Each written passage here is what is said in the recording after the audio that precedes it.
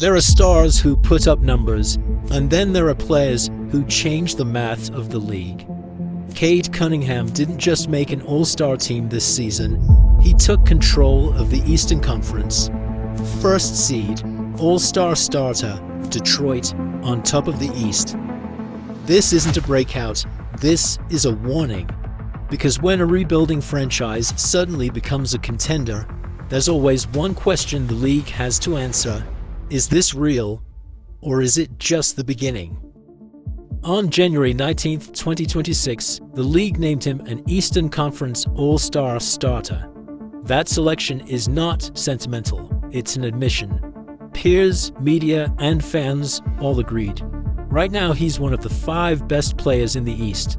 The numbers that get splashed across feeds attempt to summarize the noise: around 25.7 to 25.9 points per game, nearly 6 rebounds, and roughly 9.6 to 9.8 assists per night. Elite creation, real size. Plus, the kind of defensive activity, 1.4 steals, that makes him feel like more than just a playmaker. His true shooting and efficiency metrics have ticked up too. His FG percent sits in the mid-40s while his team offense hums with him at the center. Those are not accidental tallies, they're the arithmetic of a player who has broadened his palette. Scoring threat, primary playmaker, and late-game closer in the same tick. Detroit's ledger says it plainly: the Pistons are not just competitive, they are first in the East, and their record reads like a statement. Top of the conference, 32-10. This isn't the Detroit of rebuilding highlight reels. It's a club retooled around a modern lead guard who can beat big opponents in half-court chess or in transition. When a franchise that has been searching for identity for years suddenly owns a top seed resume, you don't call that luck. You call it architecture, and Cade has become its load-bearing beam. What's different about this season, and why it reads like a story with an author rather than a fluke, is how Cade surfaces his analysis through action. He doesn't just score, he narrates the defense with his choices. He attacks the roll or pulls the defense into 2 directions and then converts the final pass into a clean look. He is the kind of passer who makes decisions that read like sentences: probe, pause, deliver. That 9.6 to 9.8 assist number is not padding. It's the echo of a system learning to read his gravity. When opposing coaches game plan, they treat his assist number as an active threat. Double here, sag there, or let him have the mid-range and dare someone else to beat you. Most teams are discovering the hard way that each solution breeds a new problem. And the giant team wins, beating Boston in a narrow 104-103 thriller, splitting series against the conference's best, handing matchups to teams that used to steamroll Detroit. Those are the sentences the league will quote when they eventually write the chapter headings. It's not just that they won, it's that they did it while Cade managed the book. He did the rebounds. The late clock reads the 14 assist nights that make star opponents reallocate focus. Wins over legacy teams like Boston or the Bucks are narrative evidence. They are the kind of results that rewrite narratives about who's a contender and who's still on the rise. Put it this way, earlier in his career, Cade looked like a tantalizing mix: size at the guard spot, high IQ, and flashes of elite passing. Teams and analysts debated ceiling because flashes and consistency weren't married. This season they are not dating anymore, they've moved in together. He's carrying usage without sacrificing assist rates. He's taking late game shots with the same hands that orchestrate the offense in the previous possessions. The hallmark of a true leader is that you can remove his scoring goal and the team doesn't collapse because his creation replaced his own scoring vacuum with teammate action. Now the Pistons don't just survive nights when he's low volume, they thrive because his gravity opens lanes for others. That's the difference between good star and franchise pivot. The why beneath the why is threefold, and it explains the stat breakdown everyone on Twitter is already arguing about. First, process-driven growth. His minutes, usage, and shot selection show intentional refinement. Cade has reduced ill-timed pull-ups and increased high-value attempts, drives that force help and create kickouts, and mid-range value shots in late clock situations where defenders are cheating. His shot quality has improved. The trust the team places in him is structural, not emotional. Coaches call plays that feed him the probe. Teammates move as if the offense expects a second pass before the shot. That cadence is the fingerprint of a true primary creator. Second, physical and positional evolution. He's added weight and strength in ways that let him finish through contact and guard bigger wings when matchups demand it. He no longer gets shoved out of the play by lengths. He absorbs contact and converts. On the other end, he's able to contest without fouling and rotate into team schemes where switching is the rule. That defensive maturity, small gains in lateral quickness, bigger gains in strength and anticipation, translates into late-game trust from coaches. We can put him on the play that matters. Those minutes are the ones that define all-star votes. Third, cultural leadership. He sits unlike a young kid begging for the spotlight. He commands the huddle. He delivers in interviews with an analytical cadence that reads like a player who studies systems and expects teammates to respond. That command is why other stars around the league respect him. When peers vote for all-star starters, they're not just recognizing box scores, they're recognizing leadership and the sense that this player is a beating heart for a contender. Peer respect is the quiet currency of the modern era, and Cade is buying it in volume. Let's talk matchup theater, the places where narratives are made or broken, teams with giants and deep front courts used to treat Detroit like a warm-up. In 2025-26, they are being forced to reimagine those nights as chess. When the opposing big wants to sag into the paint to take the threat away, Cade throws a pass that clears the arc and forces rotation. When the big pursues on the perimeter, the mismatch opens to him, and he punishes with a step back or a straight line drive. Against teams that rely on interior strength, Detroit has learned to counter with spacing and offensive glass. Cade's offensive rebound numbers aren't eye-popping, but his presence stretches help and creates second-chance looks.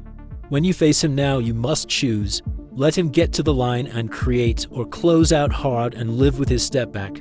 Both choices bite you elsewhere. That's the modern two-headed hydra of playmaking and scoring.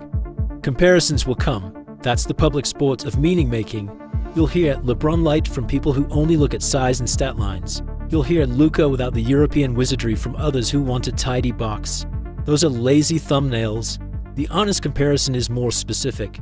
Cade is blending prime Gary Payton's positional command with a modern creator's spacing IQ and a nod of Luka's audacity to make difficult passes. Against Giannis or Jason Tatum, Cade doesn't try to outpower them. He reframes the problem, force rotations, exploit the weak link, and let the shot clock be your ally. Against elite guards like Tyrese Maxey or Jalen Brunson, he is patient and structural. He trusts set actions in the team's spacing rather than gambling on heroism. These are tactical comparisons, not scoreboard fantasies. If you want raw indicators that this is sustainable rather than cinematic, watch these tracks. Assist-turnover ratio under high usage, true shooting percentage across months, not single games, clutch time on off splits when he's in the game, and team offensive rating with him versus without him. The early season has him trending positively on all of them. Assists turnover is elite for a 9-assist guy, TS percent is solid for his shot volume, and the Pistons' net rating spikes when he shares the court with their primary wing defenders. Those micro rates are what front offices use to grade season-long viability, and right now Detroit's spreadsheet is full of green. But the league is relentless in applying pressure, film study increases, defensive tweaks arrive, coaches design harder traps. So what can Cade do next? The answer is both simple and surgical. Keep improving his countermeasures.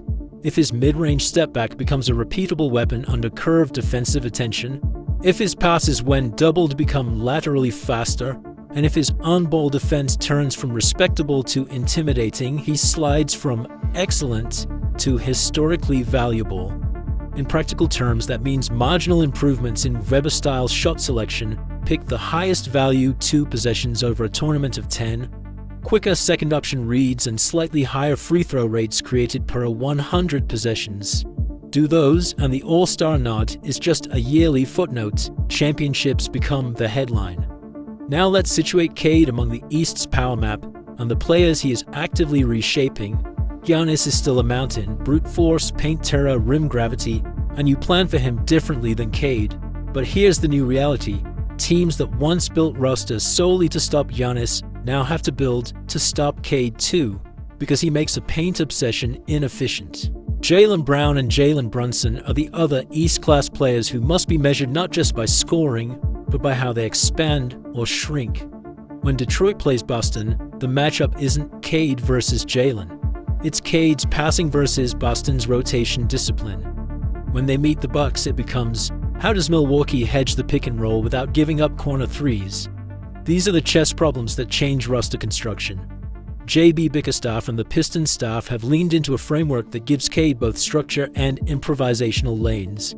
They want set actions, horns, elevator screens, staggered pin downs that come with pre-read options. The genius isn't in removing improvisation, it's in coding it. Cade gets a handful of rehearsed improvisations every game, 3 pass reads that flip into a runner, a second-level drive into a corner rotation, or a late double drag into a weak side roll. That structure allows him to turn instinct into repeatable plays for the team. Opponents hate it because it's hard to scout. You can watch tendencies, but the exact timing is bespoke to Cade's reads.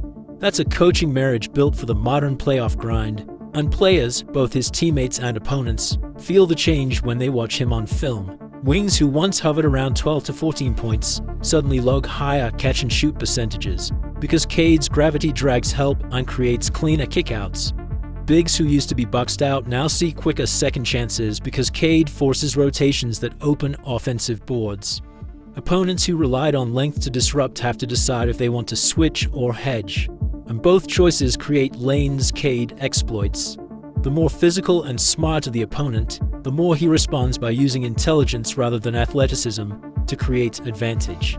That is the clinical signature of an elite floor commander. There will always be critics. Peak is still ahead, they'll say. Defense is a work in progress, others will add. Both are fair, he is still young. There will be nights when shot variance kills efficiency. And there will be games where older playoff veterans leverage experience against him. The test is long. March and April are the crucible. The playoffs will reveal whether he can translate this statistical brilliance into series-long pressure that changes a team's histogram of wins. But the data through January, assists, points, the team's record on off splits, is trending in a way that makes cautious historians raise their eyebrows. This is not an outlier, it's a pattern. So where does this leave conversations about teammates, targets, and the rest of the league? Detroit's identity now matters to every trade table, every free agent phone call, and every opponent's scouting report. If you are a wing looking to join a team where you'll get open threes and the system is built to make you look better, Detroit suddenly reads like an attractive landing spot. If you are a coach, you study Cade's film not to copy him, because copying is impossible, but to understand the mechanisms he exposes, spacing, timing, and the defensive compromises teams must accept. The ripple effects are measurable. Markets recalibrate, rival rosters tweak perimeter size, and front offices update their value systems. And the big names, LeBron's omission from the starter list this season, opened a room for new narratives. Luka and Nikola continue their celestial careers in the West. Victor Wembanyama is a generational pillar in blocking and spacing. Cade's rise pushes those conversations into comparison rather than replacement. He is not trying to be the next LeBron or Luka. He is building a path that forces teams to treat Detroit as a destination and a problem. When giants meet precise architects, basketball becomes a richer, chessier game. And for viewers who love tactical detail, that's the season's gift. Every matchup is now a potential theory test. This is a moment in a career where narrative and numbers meet in public and say, together, something the eye can't ignore. The All-Star starter nod is evidence the league sees it. The assists and points and the team's place in the standings prove it. The tactical adjustments opponents now must run each week demonstrate it. Cade Cunningham in 2025-26 is a reminder that basketball's evolution isn't only about who can score the most or dunk the fastest. It's about who can force other teams to redesign their day. He has made Detroit a thesis in modern roster construction, build around a creator who is also a scorer, then give him the pieces to translate creation into wins. So watch the season unfold like an experiment. Watch March and April for replication. Watch playoff matchups for stress tests. Listen to how coaches talk about him, not with hyperbole, but with mechanical language. We can hide him here. We need length on that side. Rotate faster here. Those are the tactical confessions that reveal respect. And listen to other players, the ones who vote in all-star starters, because they've already placed a verdict. For now, Cade Cunningham isn't a storyline. He's the condition the league must solve. The rest of the season will tell us whether solving him means championships, or whether he becomes the template lots of teams copy but few perfectly replicate. Either way, right now the East reads differently because of him. Iron Giants, be warned. Your maps are being redrawn. If this story stayed with you, not just the highlights but the ideas behind them, this channel is built for that kind of basketball thinking. I'm growing it slowly alongside our full-time job. Subscribing is the simplest way to make sure these stories keep getting told.